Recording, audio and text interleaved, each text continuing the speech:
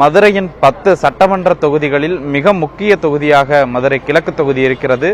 இந்த தொகுதியில் திமுகவினுடைய தென் மண்டல தளபதி என சொல்லக்கூடிய மூர்த்தி இந்த தொகுதியில் போட்டியிடுகிறார். 4வது முறையாக போட்டியிடுகிறார். அவரை எதிர்த்து அதிமுகவின் சார்பில் மாங்குளம் மகேந்திரன் இருக்கிறார்.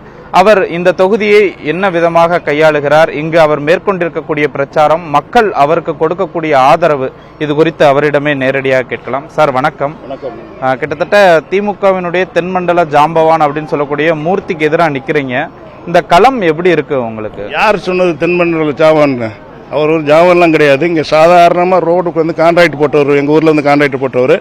அவரை வந்து பெரிய ஆளா நாங்க நினைக்கிறதே இல்லை. அவர் வந்து இன்னைக்கு மந்திரின்றதுனால பெரிய ஆள்னு சொல்லிக்கிட்டு இருக்காரு.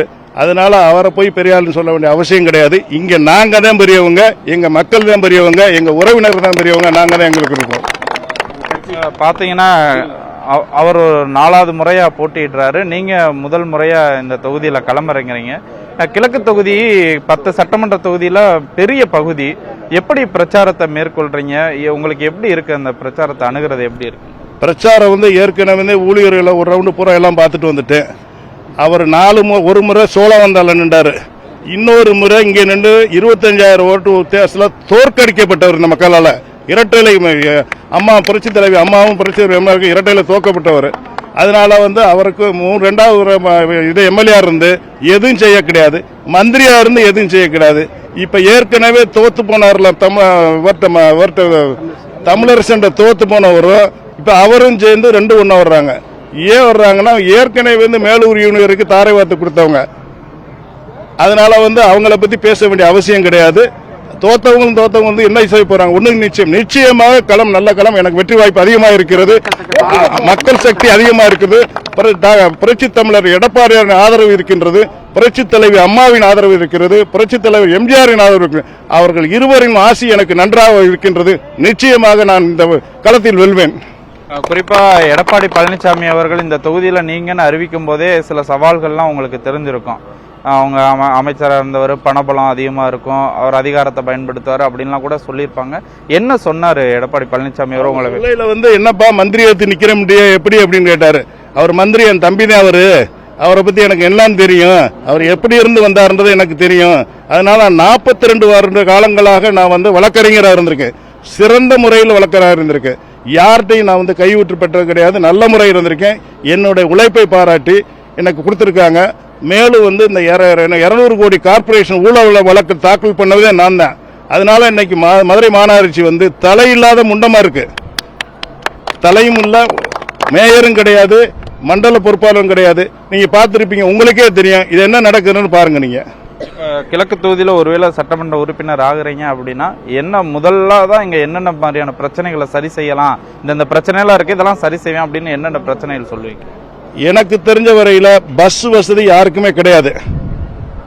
காலையில பிள்ளைகள் ரொம்ப கஷ்டப்படுது, வேலைக்கு போறவங்க கஷ்டப்படுறாங்க. இவங்க பஸ்ஸை பூரா எடுத்து வந்து அவங்க சொந்தத்துக்காண்டி எந்த பஸ்ல இந்த 2000 ஒரு நாளைக்கு பாத்தீங்கன்னா அவங்க ஃபங்க்ஷன் வந்தாங்கன்னா இங்க 10 பஸ் நிக்குது.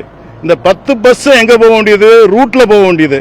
அந்த ரூட்ல போற பஸ்ஸுக்கு இந்த காசு கொடுத்துருக்காங்களா, ஏதாவது கிடைச்சிருக்காங்களா? ஆனா நீங்க யாராவது தப்பி தவிர டிக்கெட்டை எடுக்காம மறந்துட்டோம்னா என்ன பண்றாங்க? ஃபைன் போடுறாங்க, அதை போடுறாங்க, இதை பண்றாங்க.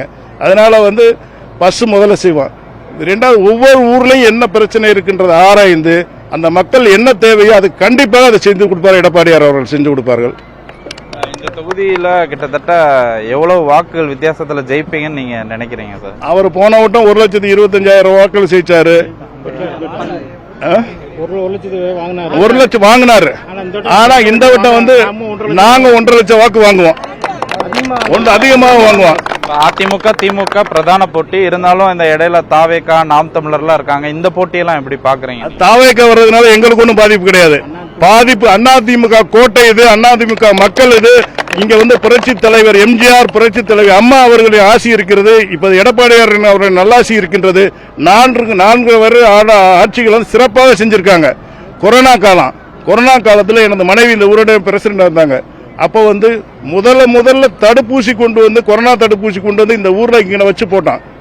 ஒருத்தர் வரமாட்டாங்க, எல்லாரும் கூப்பிட்டு இன்னைக்கு எங்க ஏரியாவுல கொரோனாவுனால எந்த சாவும் கிடையாது. இதுக்கு காரணம் வந்து ஐயா எடப்பாடியார் தான், அவரோட முடிவு பண்ணது. அவர் பணம் பலத்தை மட்டும்தான் வச்சு நம்பிக்கிட்டு இருக்காரு. அந்த பணம் வந்து என்னன்னு தெரியும். நான் உதாரணத்துக்கு சொல்றேன். அவர் கொடுக்குற 5000 ரூபாய் அந்த 12 மாசத்துக்கு எவ்வளவு வருதுங்க? எத்தனை நாள்? 2000 நாள் வருது. இந்த 2000 நாள கணக்கு பண்ணி ஒரு நாளைக்கு எவ்வளவு வருது அதை பார்த்துக்குங்க. இதுக்காக இனிமே மக்கள் அடிமையாக மாட்டாங்க. மக்களுக்கு நல்லா தெரியும். சிறப்பாக மக்கள் வந்து உணர்ந்துட்டாங்க. எங்க பார்த்தாலும் கொலை, கொள்ளை, கற்பழிப்பு. 5 வயசு பிள்ளை போக முடியல, 50 வயசு கிளம்பி போக முடியல, எதுவுமே கிடையாது. எங்க போய் போலீஸ் ஸ்டேஷன்ல பாத்தீங்கன்னா நிலத்தை வச்சுக்கிறாங்க. நீ போய் கொடுத்தீங்கன்னா ஐயாவை பாருங்கன்றாங்க. போலீஸ் ஸ்டேஷன், போலீஸ் காவல் வந்து ஏவல் துறையா இருக்கு. இது யாருக்குமே கட்டுப்பட்டதே இல்லை. அம்மாவுக்கு பிறகு ஐயா எடப்பாடி ஆட்சியர்ல 4.5 வருட காலங்கள் வந்து நல்ல சிறப்பாக இருந்துச்சு. அதனால இப்பவும் சொல்றேன், அவங்க வந்துட்டாங்கன்னா பொதுமக்களும் பெண்கள் சுதந்திரமாக நடனம் தமிழ்நாட்டில். அதனால வெற்றி.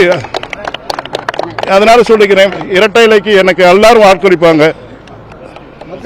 இந்த தொகுதி அமைச்சர் போட்டியிட்ட தொகுதி என்றாலும் முழுமையாக அதிமுகவின் கோட்டை என மாங்குளம் மகேந்திரன் தெரிவித்திருக்கிறார். புதிய தலைமுறைக்காக ஒளிப்பதிவாளர் குணாவுடன் மணிகண்ட பிரபு.